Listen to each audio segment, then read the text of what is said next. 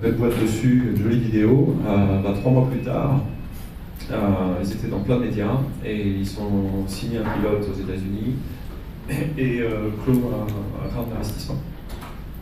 Parce qu'en fait, c'était ça qui leur manquait, c'était le packaging de leur technologie. Deuxième exemple, donc ça c'est aussi un truc sur lequel on investit. Vous voyez, c'est pas hyper glamour.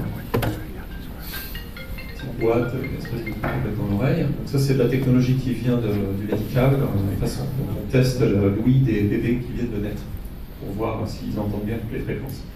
Le bébé ne peut pas répondre, donc ils ont une technologie qui permet d'envoyer un signal, de mesurer la réponse et de voir si tout va bien. Et l'idée c'était de mettre ça dans un produit consumer. Et donc c'est ce qui a été fait, mais comme vous voyez, il y a eu un gap assez majeur entre les deux étapes. Ce qui est intéressant aussi, c'est de se dire que le prototype sur lequel on a investi amène à un premier produit qui est souvent pas le meilleur. Le meilleur, ce sera le deuxième produit dans lequel on pourra appliquer toutes les leçons du premier. Ça, c'est le deuxième produit qu'ils lancent cette année, donc beaucoup plus petit, qu'ils n'auraient probablement pas été capables de faire au moment où ils ont fait le premier. Troisième exemple, je vais aller un peu plus vite parce qu'on manque de temps. C'est un robot de navigation. Il nous a impressionné, c'était à 5-6 ans, il faisait de la navigation tout seul. Il y a 5-6 ans, c'était impressionnant, maintenant le Roomba le fait. Et ça, c'est le robot aujourd'hui, donc vous voyez celui d'avant et maintenant celui-là. Voilà l'équipe, ils ont un club d'un série B de 3 millions, une boîte canadienne, probablement une des plus grosses boîtes de robotique du Canada, une centaine de personnes. Ce qui est intéressant aussi, c'est de voir que quand c'est bien fait, la robotique, eh ben, tout le monde s'en fiche. Vous voyez, personne ne s'arrête pour prendre une photo, un selfie à côté du robot, se disent ouais, bon, voilà, un gros Roomba.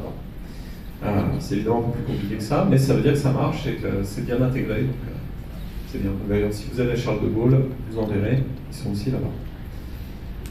Troisième biais, c'est un peu le cosmétique, c'est-à-dire que dans certains cas, un prototype bien peint peut avoir l'air à peu près fait et complet, alors qu'en fait, ils sont encore très loin. Donc ça, c'est le dont j'ai parlé avant, Neural, les écouteurs.